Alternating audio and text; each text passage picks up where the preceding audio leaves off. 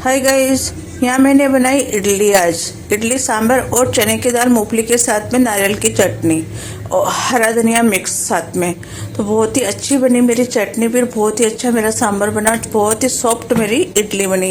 ये इडली मैंने दो तरह से सर्व करी। एक मैंने इडली के दो भाग करके, दो इडली के चार भाग पीस में बांट के और ऊपर इसकी चटनी डाल के, बहुत ही चटनी के साथ इडली बहुत ही अच्छी लगती है, बहुत ही टेस्टी लगती है।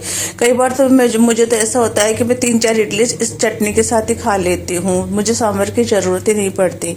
और दूसरा मैंने सर्व किया सांभर और चटनी के साथ। देखो कितनी सॉफ्ट मेरी इडली बनी है और कितनी अच्छी बनी है। जो इसमें काले काले दिख रहे हैं वो राई है, राई के दाने, मतलब राई है ये काली वाली। तो देखो कितनी सॉफ्ट मेरी इडली बनी है, कितनी अच्छी बनी है और कितनी अच्छी शेप आई है। देखो कितनी सॉफ्ट बनी है। ये मैं निकाल के भी बता रही हूँ। देखो सबसे नीचे वाले खंड में से निकाल रही हूँ, कहीं से भी लगी नहीं, कहीं से भी चिपकी नहीं, कितनी सॉफ्ट बनी है और कितनी अच्छी बनी है।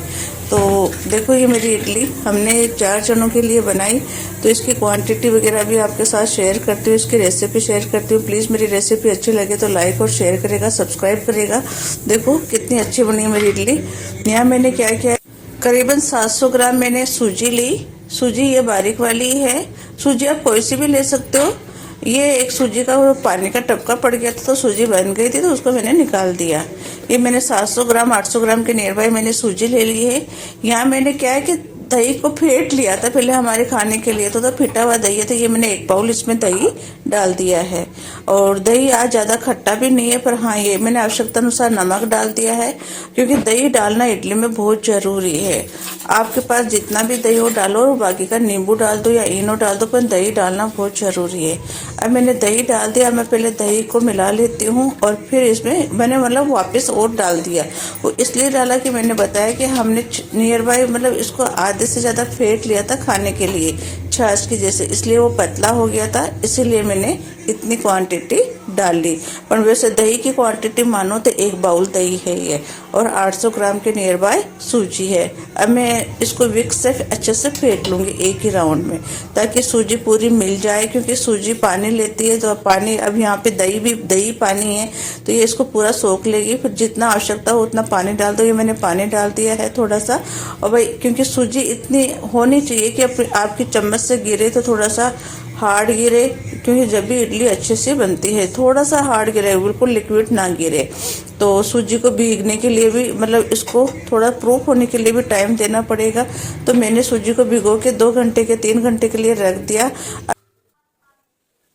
अब मैंने एक चम्मच में, बड़ी चम्मच में ऑयल लिया। ऑयल को गर्म करके इसमें राई तड़का दूंगी 1 छोटा चम्मच, और तड़काने के बाद में इस ऑयल को मैं उसी बैटर में डाल दूंगी इडली वाले में। इससे क्या, एक तो इडली में चिकनाई आ जाएगी, और एक ये जो राई आती है ना, इससे थोड़ा सा टेस्ट भी बढ़ जाता है इडली का।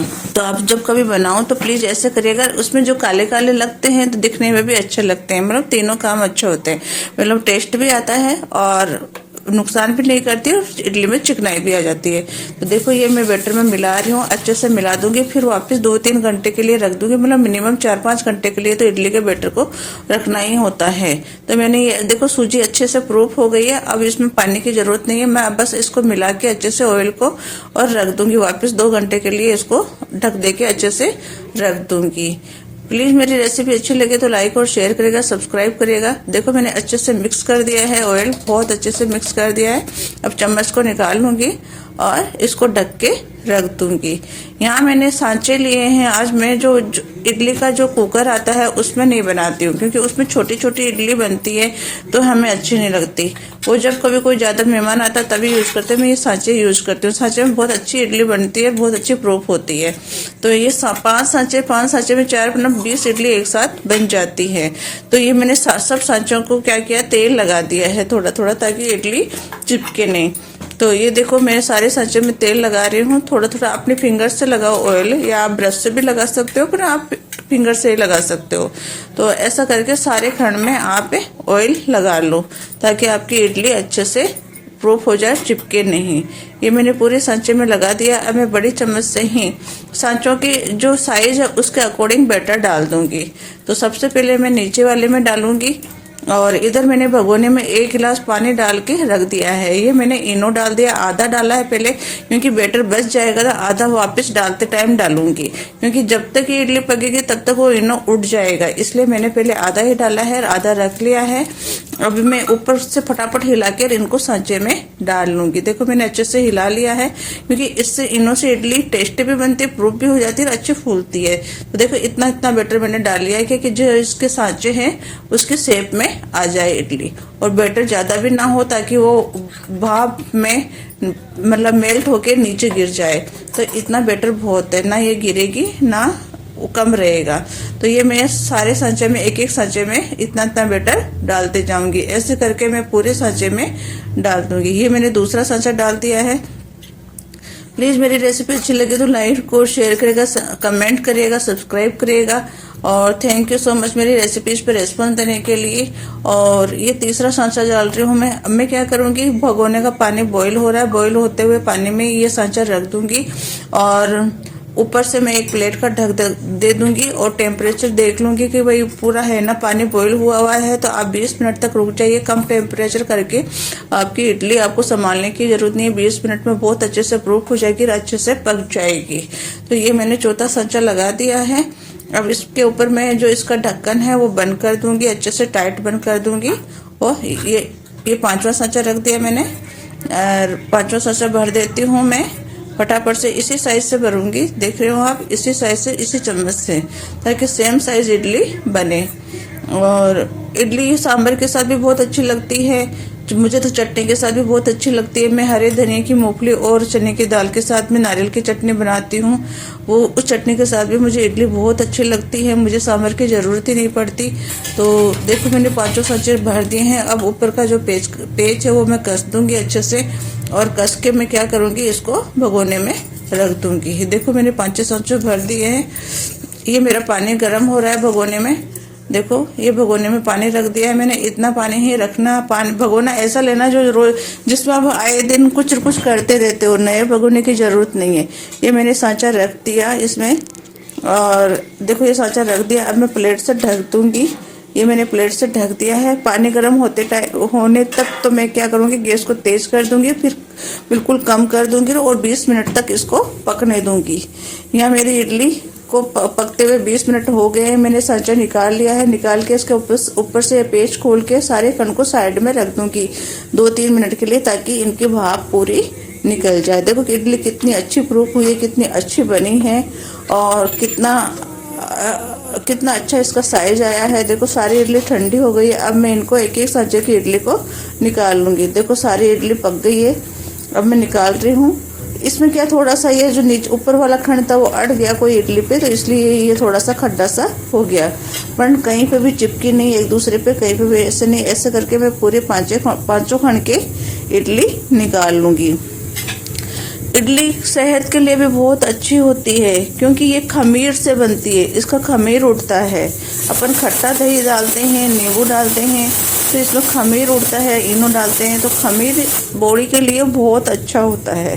तो इडली इसलिए खाने में बहुत अच्छी रहती है सेहत के लिए। और खमीर वाली जो भी चीज़ें हैं उनसे आपको विटामिन 6, विटामिन 12 मिलता है।